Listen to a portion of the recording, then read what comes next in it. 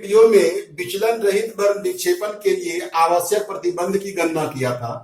मैं इस वीडियो में विचलन रहित वर्ण विक्षेपण में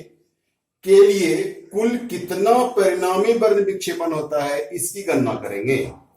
चूंकि विचलन रहित वर्ण विक्षेपण में एक प्रिज्म द्वारा उत्पन्न विचलन दूसरे प्रिज्म द्वारा उदासीन हो जाता है, लेकिन दोनों प्रिज्मों का कुल वर्ण विक्षेपण उदासीन नहीं होता है। इसीलिए क्राउन कांच द्वारा उत्पन्न कोणीय वर्ण विक्षेपण तथा फ्लिंट कांच द्वारा उत्पन्न कोणीय वर्ण विक्षेपण को यदि योग कर दिया जाए तो हमें विचलन रहित वर्ण विक्षेपण के लिए कुल परिणामी वर्ण विक्षेपण प्राप्त हो जाएगा। फिर से एक बार, विचलन रहित वर्ण विक्षेपण के कोणीय वर्ण विक्षेपण ज्ञात करने के लिए हम क्राउन कांच द्वारा उत्पन्न कोणीय वर्ण विक्षेपण तथा फ्लिंट कांच द्वारा उत्पन्न कोणीय वर्ण विक्षेपण के मान को योग कर देंगे तो हमें परिणामी वर्ण विक्षेपण प्राप्त हो जाएगा।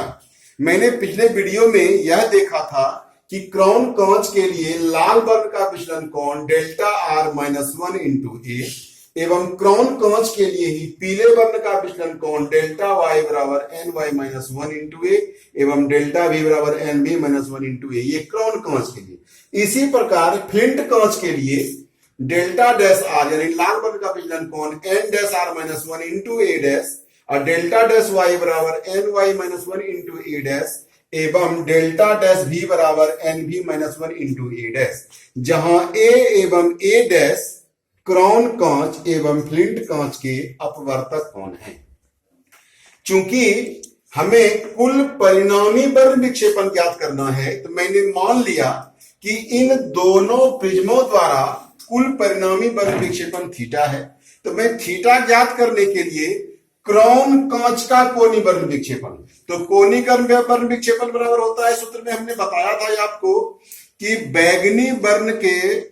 विचलन कोण में लाल वर्ण का विचलन कोण अगर घटा दें, सबट्रैक्ट कर दें, तो हमें प्रिज्म का कोणीय वर्ण विक्षेपण प्राप्त हो जाता है। इसी के अनुसार हमने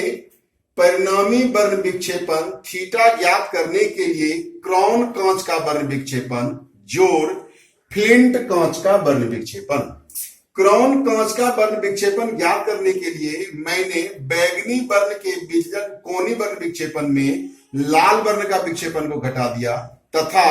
फ्लिंट कांच का कोणीय वर्ण विक्षेपण ज्ञात करने के लिए मैंने फ्लिंट कांच के बैगनी वर्ण के विचलन कोण में फ्लिंट कांच के लाल वर्ण का विचलन कोण को माइनस कर दिया और फिर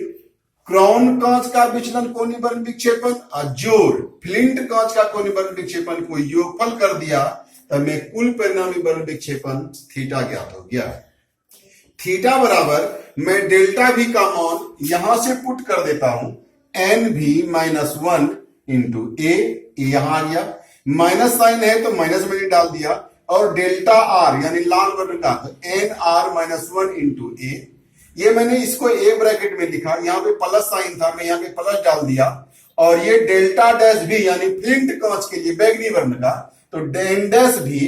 भी minus 1 into a dash, minus है यहाँ बीच में तो मैंने माइनस डाल दिया, और लाल वर्ण का फ्लिंट कांच के लिए n dash r minus 1 into a dash. मैंने इन दोनों से ए को कॉमन किया तो यहां पे आ गया N b minus 1 minus n are, और इस माइनस के चलते ये प्लस 1 हो गया इंटू ए। यहां पर भी मैंने इसी प्रकार से इन दोनों से ए डैश कॉमन किया तो यहां पे प्राप्त हो गया n dash b minus 1 minus n dash r, इस माइनस के चलते ये माइनस प्लस में आ गया तो हमें यहां पर प्राप्त हो गया n dash b minus 1 minus n dash r plus 1 into a dash. यहां से प्लस 1 और ये माइनस 1 कट गया, यहां पर भी माइनस 1 और ये प्लस 1 कट गया, और हमें फाइनली प्राप्त हुआ थीटा बराबर n b minus n r into a plus n dash b minus n dash r into a dash. मैंने इन दोनों से n b minus n r into a को कॉमन कर लिया। तो यहां से मैंने चूंकि इसी राशि को कॉमन किया तो यहां पे तो एक बच गया, 1 हो गया, प्लस है तो प्लस दिया। इधर वाली राशि में n b minus n r into a से मैंने भाग कर दिया तो n dash b minus n dash r बटे n b minus n r गुना यहां पर ए डैश था, ए डैश, तो इसके ए से इधर भाग हो गया। हमने अभी पिछले वीडियो में विचलन रहित वर्ण विक्षेपण के लिए आवश्यक प्रतिबंध बराबर देखा था कि ए बटे ए डैश बराबर minus n dash y minus 1 इन बटे एन वाई माइनस 1। इस सूत्र के अनुसार मैंने यहां पर इसको उल्टा कर दिया, अंश को हर और अहर को मैंने अंश बना दिया। तो ए डैश बटे ए बटे ए डैश था, चूंकि यहां पर ए बटे ए डैश है और हमें यहां पर ए डैश बटे ए प्राप्त हुआ है, इसीलिए मैं इसको ए डैश बटे ए करने के लिए मैंने राशि को चेंज कर दिया और ए डैश बटे ए बराबर हमें मिल गया n y minus 1 into n dash y minus 1। अतः थीटा बराबर इस सूत्र को देखिए, n b minus n r into a है, यहां पर है ही 1 है, प्लस दिया प्लस हो गया। ये वाली राशि यूं ही लिखा के चली गई, n dash b minus n dash r n b minus n r गुना यहां पर मैंने ए डैश बटे ए का मान यहां से पुट कर दिया, ए डैश बटे ए का मान मैंने इससे पुट कर दिया। ये माइनस है, यहां पर माइनस था, यहां पर माइनस आ गया और ए डैश बटे ए का मान n y minus 1 into n dash y minus 1। अब मैंने क्या किया, इस राशि को अरेंजमेंट कर लिया, थीटा बराबर n b minus n r into a 1 और ये माइनस और ये प्लस, तो माइनस आ गया। N dash b minus n dash r, n dash b minus n dash r बटे n dash y minus n dash, यहां से एन डैश वाई था, मैंने एन बी आर को हटा दिया और एन बी आर की जगह पर यहां से एन डैश वाई माइनस 1 को रख दिया गुना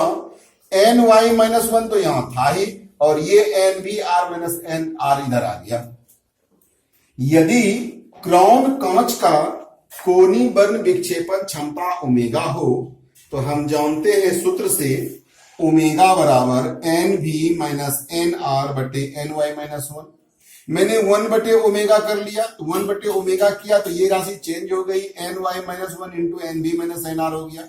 और मैंने इन दोनों को क्रॉस मल्टीप्लीकेशन किया तो हमें प्राप्त हो गया n b minus n b minus n r बराबर ये दोनों यहां पर आ गया एन वाई माइनस ओमेगा। ये क्राउन कांच के लिए। इसी प्रकार फ्लिंट कांच का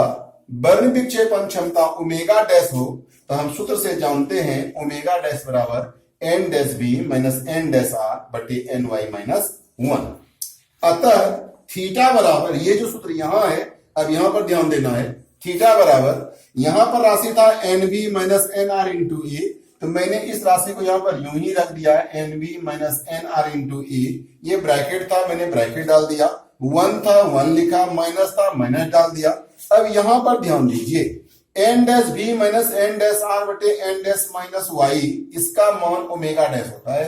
तो मैंने इतना के जगह पर यहां पर ओमेगा डैश रखा, गुना का साइन था गुना किया और एन वाई माइनस 1 बटे n b minus n r, n y minus 1 into n b minus n r का मान है 1 बटे ओमेगा, इसीलिए मैंने यहां पर इस राशि के जगह पर मैंने 1 बटे ओमेगा पुट कर दिया, इसलिए थीटा बराबर हमें प्राप्त हो गया। अब यहां पर देखते हैं n b minus n r, n b minus n r बराबर n y minus 1 into omega, तो मैंने n b minus n r की जगह पर n y minus 1 into omega रख दिया, गुना ए था तो गुना ए हो गया और ये ब्रैकेट 1 माइनस ओमेगा डैश गुना 1 ओमेगा डैश बटे ओमेगा,